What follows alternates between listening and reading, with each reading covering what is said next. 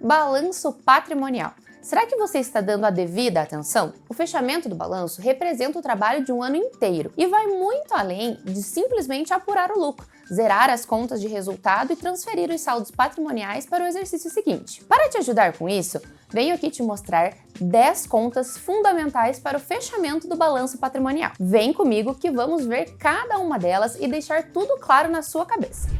Bom, quando falamos em balanço patrimonial, o que vem à cabeça? Uma lista de receita, uma análise de lucros? Falando de forma simples, é uma relação dos bens, direitos e obrigações da empresa. Uma lista do que tem e do que deve. É uma ideia geral do seu patrimônio. O balanço patrimonial é uma demonstração financeira, que nada mais é do que um relatório que mostra de forma clara e transparente a situação patrimonial e financeira de uma empresa. Nesse cenário, são analisados todos os ativos e passivos da organização, incluindo seus bens, compromissos e receitas. O objetivo do balanço patrimonial é deixar clara a posição patrimonial de uma empresa em um determinado período, de forma quantitativa e qualitativa. A legislação determina que o balanço patrimonial seja elaborado ao término de cada exercício social. Além disso, esse demonstrativo deverá ser apresentado em assembleia dos sócios até o 4º mês seguinte ao encerramento do exercício social. Deixa só eu pontuar uma coisinha sobre o exercício social. Não é especificado na lei uma data para o início e o fim do exercício social.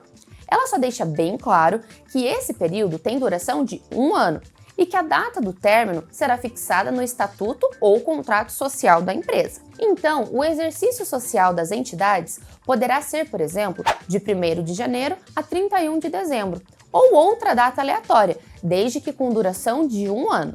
O que geralmente acontece nas empresas é o fechamento do balanço até o mês de maio, antes do prazo final da entrega da ECD, a Escrituração Contábil Digital. Isso porque é através da ECD que se transmite, por exemplo, os livros diário, razão, balancetes, balanços. Antes de irmos para as 10 contas, já deixa o seu like e a sua inscrição aqui no canal. Bom, prosseguindo aqui.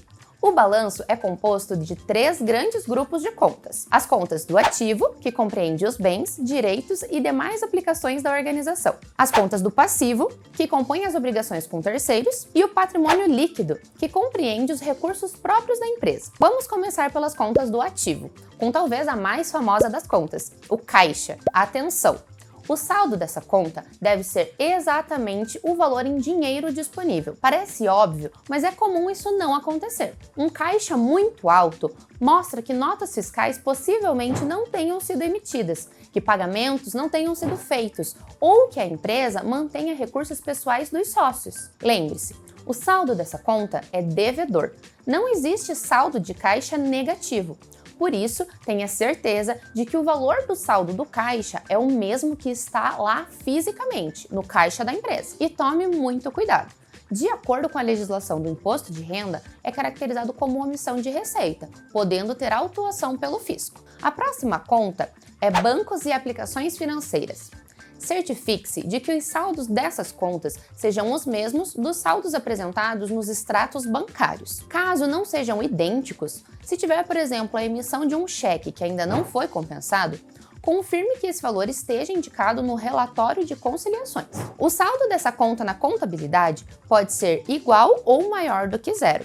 Mas nunca menor. Se apresentar um saldo credor, a sugestão da Econet é reclassificar essa conta para o passivo, como uma dívida perante a instituição financeira. Vale lembrar também que os equivalentes de caixa são mantidos com a finalidade de atender o compromisso de caixa de curto prazo, não para investimentos ou outros propósitos, ok? Outra conta importantíssima e que todas as empresas têm na sua escrituração é a contas a receber. Os saldos dessas contas devem ser igual à carteira de clientes. Analise se os valores realmente não foram recebidos e se o saldo dessa conta é devedor. Verifique se existem provisões para as perdas ou reversão das mesmas, pois isso pode refletir no saldo dessa conta. Essa aqui todo mundo conhece também, a conta estoques. Confirme que o saldo apresentado é o mesmo do inventário físico. Um saldo alto nessa conta pode ser um indício de que o valor do custo não foi considerado corretamente ou que notas fiscais de vendas não foram corretamente emitidas. Importante ter em mente que o saldo dessa conta deve ser devedor. E o valor de custos do estoque deve incluir todos os custos de aquisição e de transformação, além dos outros custos incorridos para trazer os estoques à sua condição e localização atuais. Agora vamos falar sobre a conta ativo imobilizado. Veja se o saldo da conta condiz com a realidade da empresa. O saldo deve ter natureza devedora. Podem existir itens no seu imobilizado que já foram vendidos ou até mesmo desativados por serem sucatas. O saldo da depreciação ou amortização acumulada também deve ser verificada, pois causa impacto no valor desse ativo. E não se esqueça, o valor residual e a vida útil de um ativo são revisados pelo menos uma vez ao final de cada exercício. Abrindo agora a lista das contas do passivo. Com ela, a conta fornecedores. O saldo dessa conta é credor e ela deve representar fielmente todos os compromissos não saldados. Com quem? Claro, com os fornecedores. Compare o saldo com o relatório de contas a pagar. Um saldo devedor dessa conta pode representar um adiantamento de fornecedores e deve ser reconhecida no ativo. A próxima conta agora é de empréstimos e financiamentos. Essa é mais uma conta que deve apresentar saldo credor, e esses saldos devem ser idênticos aos extratos bancários. A dica é observar se os juros foram reconhecidos na contabilidade. Essa é bem conhecida e eu não poderia deixar passar batido.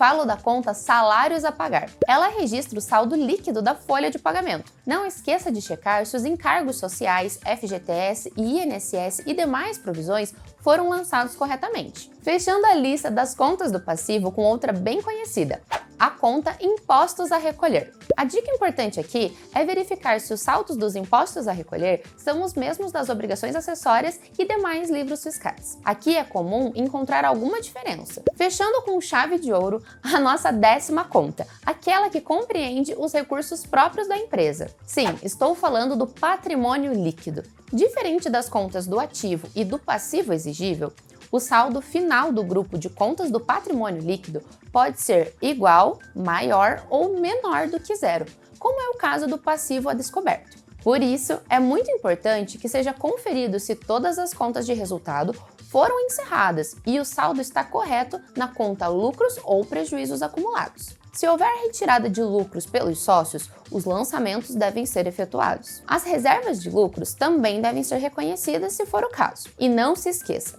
confronte o saldo final com a demonstração das mutações do patrimônio líquido, DMPL. É isso! As 10 contas mais importantes para que não tenha erro. Seguindo essas dicas, você reduz a chance de inconsistências nas demonstrações financeiras da sua empresa. Ficou mais claro? Está pronto para deixar tudo organizado em sua empresa? Se tiver mais dúvidas, deixe nos comentários. Não esqueça de se inscrever no canal e deixar o seu like, hein? Até a próxima!